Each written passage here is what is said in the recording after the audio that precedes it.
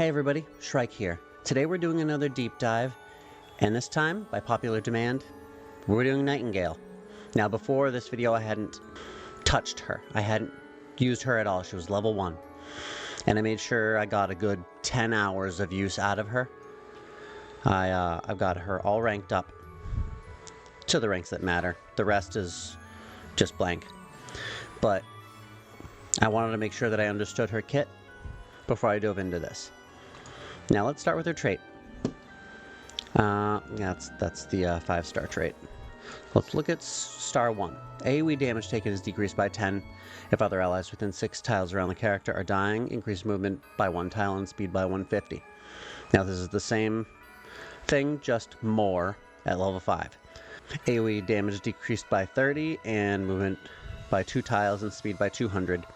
But also, she gets the cooldown of all skills is decreased by 2 turns at the start of her turn. Pretty good. Now she starts with a heal as her beginning skill, and that suggests, along with her trait, that she might be a healer. But don't be fooled. Let's look at her ranks, and there is a healer build here. It's even called heal. You've got instant single target healing, heals 30% HP. You've got, at the end of the turn, heals an ally with the lowest HP percent within 3 tile radius around the character by 20% of magic attack. You got when hit by an active attack. That's not a heal. You get an instant heal here. But there's another build for her that is far more effective. And not only just because we get Angel for free and all of her dupes for free just progressing through the game, but Angel is a much better healer. So, the other option for rank 1 here is Weapon Eroder. Single target attack deals piercing damage equal to 30% of the target's HP and inflicts reduced attack 2 for 2 turns. Now this is a ranged attack down. It's single target, but suggests she might be good for boss battles. I know a lot of the units I deep dive are good for boss battles, and that's probably because I review lower ranked, lower tiered units, and most of those units, they have a niche, and that niche is boss fights. They're not good in general battles. They're not good in the tower. They're not good in clash. They really shine in this one spot. And I don't think that's her, because she is actually really good in tower with some of her other skills. But the skill in general here, Weapon Eroder, seems very good for boss battles. That's what I went with. And make note of the fact that this is a single target attack, because that will matter when we get to her gear. Now, I love this skill. I took it just because it sounded a little better than Regenerate. It's just a generic heal. This one, instant, inflicts sleep on the target for 2 turns. This is so useful, just everywhere. And in the campaign, in Clash, in the tower, not in boss battles. That is a caveat. So when you go into a boss battle, you don't want to have Tranquilizer on. But it's an instant, so even if you accidentally use it, you don't waste a turn. And because it's an instant, actually, I really don't like that it's an instant, because you use this, and then if you do anything else to that character, it wakes them up. So you'd really have to use this on one character and then go do your other stuff to another character. Or if you built her hybrid, you know, sleep this person and heal that ally. That's another option. Alright, rank 5. When hit by an active single... This is damage mitigation. This rank. When hit by an active single target attack, the damage taken is decreased by 30. This effect can be activated 1 time per round. Now, this one was a real toss-up. At first, I was absolutely certain I was going to take Endure. Takes 50% less dot. That's crazy. especially in boss battles where they're inflicting that, what is it, corrosion?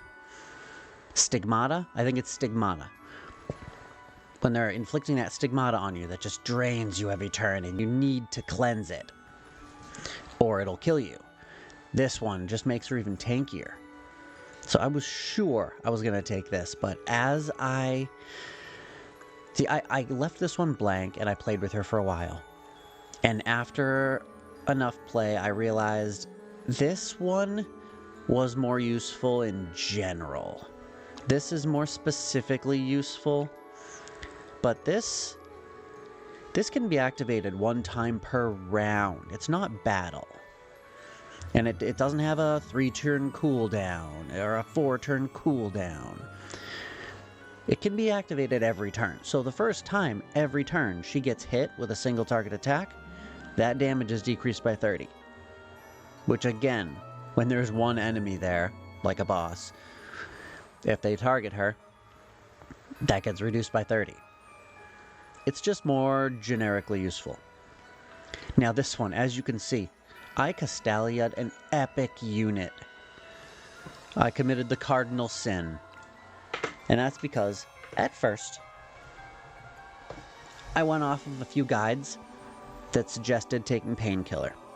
They said that having just an instant heal in her back pocket and her kit was very useful in case of an emergency. So I grabbed it. Instant, heals the target of 20% HP and grants regeneration 2 and damage reduction 3 for 3 turns. I thought this would be great, again, for boss battles. You put it on the DPS unit you really need to survive. It keeps them regenerating, keeps them taking less damage, and it's only an instant, so you can do something else. It seems great. It didn't really work as well in practice. It was useful, just not game-breaking. But as I read into this more, I realized there's a synergy here that I couldn't ignore. See, this seems like a DPS attack, a damaging attack, and it's not. She's not doing damage. This says deals piercing damage equal to 10% of the target's HP to all enemies within 1 tile around the character tile. The target tile, and changes the tile into burning for 2 turns. This isn't about the initial damage. This is about changing that 3x3 block into fire. Now, in the tower, this is about laying down some DOTs for the enemies to walk through to get to you, and you run away from them. To, pepper down their health. In a boss battle, they can't move, so you just lay down this covering their whole place they're sitting down, and it just munches away at them every turn. And it's funny that this deals piercing damage, because something I discovered is that dots are considered piercing damage. And this, even though it doesn't say it, it does grant the enemy the Scorch debuff. Which, if you have something that increases piercing damage of a unit, or increases Scorch damage, or any kind of dot damage like Momo's passive, that will increase the damage they take from this burning grenade each turn, not the initial burning grenade damage. So I used this in the weapons trial, and it was the melee one, and so he zapped me because I used a ranged attack, but I was just testing it out, and it worked really well. It gave him the Scorch debuff. He took extra damage each turn because Momo was right there in front of him. It was a really good synergy, and I don't regret Castalia'ing this. I still have 3 more. I think I chose wisely. I'm happy I took Burning Grenade, because that is a better option, in my opinion, than Painkiller. And as we're seeing, she's not a healer. She's a debuffer. She's an annoying thorn in the enemy's side. That is her job. Her last skill here, we got the basic attack replacement. Deals 80% magical damage and increases the effect of the next healing skill by 15%, lasting for 2 turns. Not necessary. Deals 80% magical damage and inflicts no active skills on injured targets before attacking. That's just gravy. If they happen to be injured and you happen to be all out of energy, and you have to use your basic attack, then you happen to silence them. But it's not really core to her kit. But it doesn't take a spot on her loadout. It just takes her basic attack, so it's just gravy. Speaking of her loadout, let's look at this. I haven't changed that. So, we've got that one. We've got her reaction when hit by an active single target attack. Damage taken is reduced by 30%. This effect can be activated 1 time per round. We've got the burning grenade. We've got the weapon eroder. And we've got the sleep. She is just control. She is a controlling, nagging thorn in your side. She is like the wife that you thought was this nice little sweet demure caretaker. And then after, 10 years, you see the true colors come out.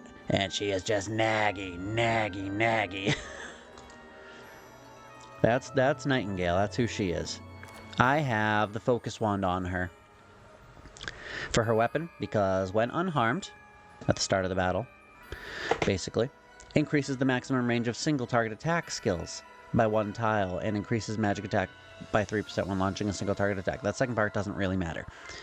It's increasing the range of her tranquilizer to up here. It's increasing the range of her weapon eroder to here. It doesn't work with burning grenade because it's AoE damage, unfortunately. And then the silencing attack can go out to 3 spaces, but that's less important. But these two, it's actually super useful to be able to sleep somebody 2 spaces away, to be able to weapon erode someone 4 spaces away. And actually, this is a single target skill as well. I don't actually remember trying this with the extra range in mind. It might not work because it's an item, but it's on the skill bar. So if I have the animation playing right now, you can see whether or not it goes the extra distance or not. Actually, what is the normal range of this? It doesn't actually say. It doesn't actually say the range of this. That's weird. Anyway, you could see how far it goes if I have the animation playing. Disaster Bottle is what I have for her trinket because she's a debuffer. For her tarot, I've got Redemption of the Judgment on her because I went through them all and none of them really fit her debuff theme. But what I did like was this: at the end of turn, dispels 2 attribute buffs from 1 enemy within 2 tiles around the character. This fits her annoying thorn in your side theme. And for the stats here, you just want tankiness, HP, defense. Unfortunately, that rolled physical attack. What am I going to do with that? But HP and defense are good. This one especially, 9%. Nice. So I like that one for her. Alright, and in closing, I think she's actually a really good unit. I'm sorry I didn't use her before. I'm going to use her a lot more now. Probably in tower and in boss battles, because she's just a really good control unit. Lays down the field of Scorch, debuffing, puts 1 unit to sleep that you just really don't want taking a turn.